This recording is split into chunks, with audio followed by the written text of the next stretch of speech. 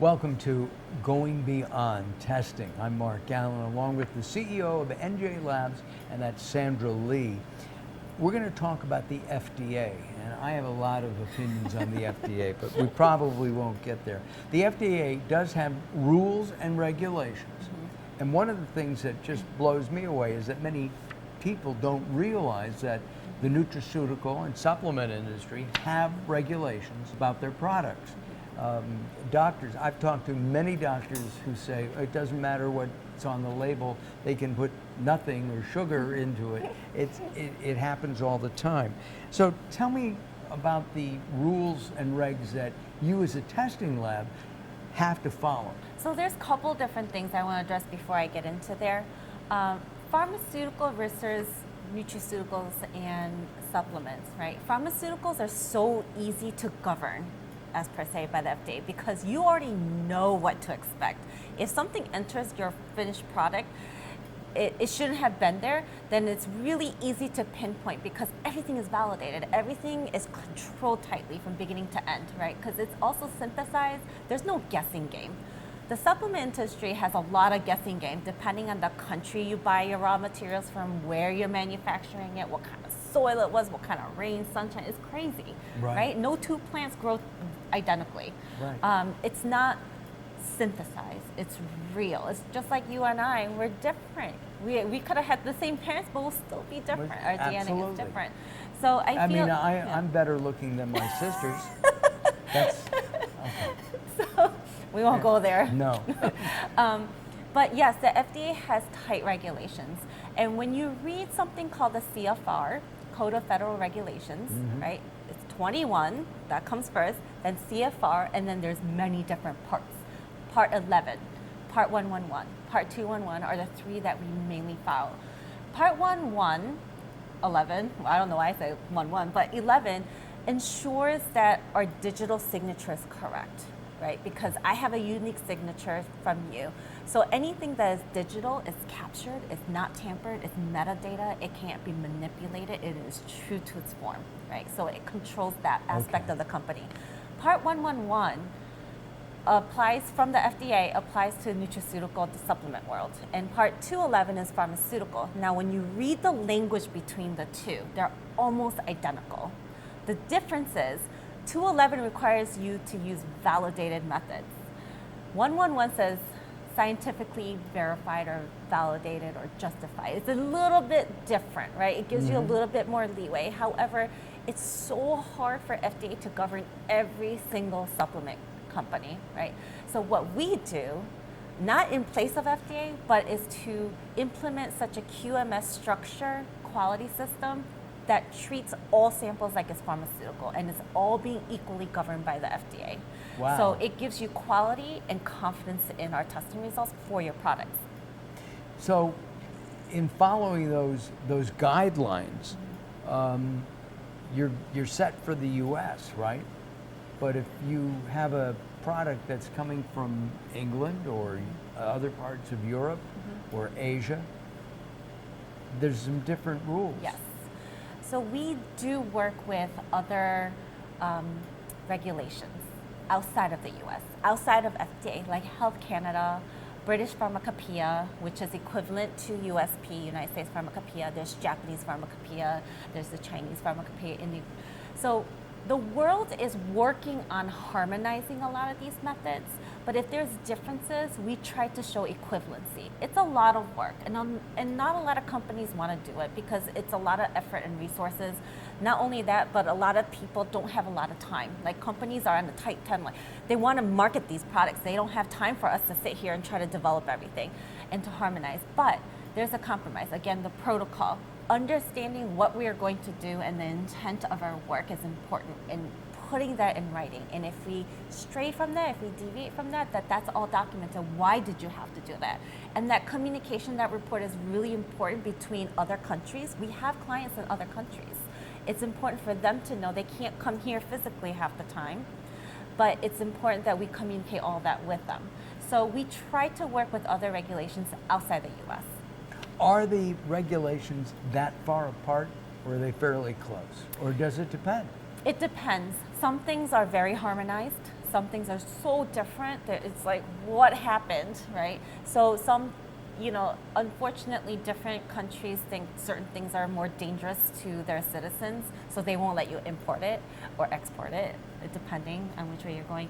So it's really important to understand those countries' regulations and try to meet them. And a lot of our clients who are manufacturing and selling internationally, they consult with us, hey, can you take a look at this? Can you read this? And we really do try to work with them, and I learn in that process too. Wow. I mean, that's above and beyond, isn't it? That's more than just the testing aspect. Yes. Right? There are things like, I guess, humidity is one. The U.S. may have certain guidelines on humidity, where England or Japan, Australia, etc., may have different rules and regulations regarding how to store a product. So thankfully, there's something called ICH, international standards, that help set that difference. Right? So the ICH guidelines kind of share with us how the humidity, the temperature should be for controlled temperatures or even accelerated temperatures and storage conditions. So it's not like we're on our own on a little island. There are other organizations, because you've heard of WHO organization as well. There's World Health Organization. Right. There's ICH. There's so many different types of compliance organizations that worked well together. And I think we can draw on those resources. We don't have to just only take from one source. We can combine multiple different things. We can learn from each organization. And I think that's what we do really well here. You gave me a line here earlier when we were talking, that no one's accountable. That the company said, well, I'm not accountable, even though it's my product. It's a product they're accountable, or they're accountable. Can you explain that?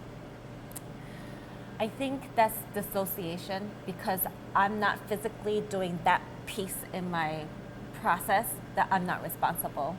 Unfortunately, FDA does not look at you like that. They think if it's your product, you're responsible all the way. It is your responsibility to learn it. If you can't do it and you don't have the staff to do it, you're responsible for hiring consultants who do and to work with them. It keeps you out of trouble. Like spending a little money at the beginning keeps you out of a whole lot of trouble at the end. So we highly encourage people, and we do spend, it's part of that partnership with our clients. They may not directly pay us for consulting services, but it just comes up. And for us, it's really hard to hold back and not share that information with them. So those people who feel like they're not accountable, they are accountable, and they should know that. And I think as FDA steps in more and more, as they try to govern more of the supplement industry, that they'll begin to see that. And unfortunately, they're short-staffed. It's difficult for them to get to everybody. And one of the other things is that a lot of manufacturers, according to you, will import products. They'll get some kind of a piece of paper validating what's in that raw Container, material, the data. You've told me that it's easy to change that. Oh, yes. Ever hear of Photoshop? Oh, yeah. So a lot of these companies, especially if they're being pushed, right? There's this pressure from the top. Get this material out. You need to hit a number for sales, right? So testing takes time. It's not like CSI or any shows that you guys see on TV. It's not instantaneous. It takes time. And when you don't have that time, then some people are backed into a corner, and it is possible. It's very easy to manipulate a certificate of analysis. But here's the problem. It's coming from China. How long has it been on that ship, on that shipping container, right? In that shipping container. What are the temperatures and how is it controlled? How is it maintained? Is it consistent? What happened during that time lag from manufacturing to import to getting into your warehouse, right? So many things can change the chemistry or the compound within that you just cannot see, but testing can confirm all that. So it's so important for whether it's distributor or manufacturer, when you're buying something, it gets delivered to you, to verify all that using a testing laboratory, in-house or out-house, does not matter. Please just get your materials tested. And retested. That was an important part of what you told me earlier in other segments, that retesting is so important to give the critical data I guess, legs, if you will. Yes. So a lot of times, if material has been sitting in a warehouse over time, before you use it, right? Because you don't know what actually happens. Like, we assume it's good. We don't see mold growing on it. It doesn't smell bad. It seems like it's the right color. You may think it's okay, but that's not us. That's not always necessarily the case. It's not science. Right. It's not science. So you gotta trust the test methods. You gotta trust, hopefully, your own laboratory and whoever you partner with, that they can detect those things and give you the information that you need, whether to move forward with the material or to not. Sandra, thank you very much again for your time. Thank you. I'm always enjoying these. I'm Mark Allen, and this is Going Beyond Testing. If you want information about NJ Labs, visit our website. It's really important for you to do that. If you're a product developer, if you're a manufacturer, you need to make sure that your testing is accurate, and use NJ Labs as a resource, right? Yes. Use We them are as a here. resource. Visit their website, and again, you can come on down and visit in New Brunswick, New Jersey. All right, Sandra, again, thank you. I'm Mark Allen. We'll see you on our next episode.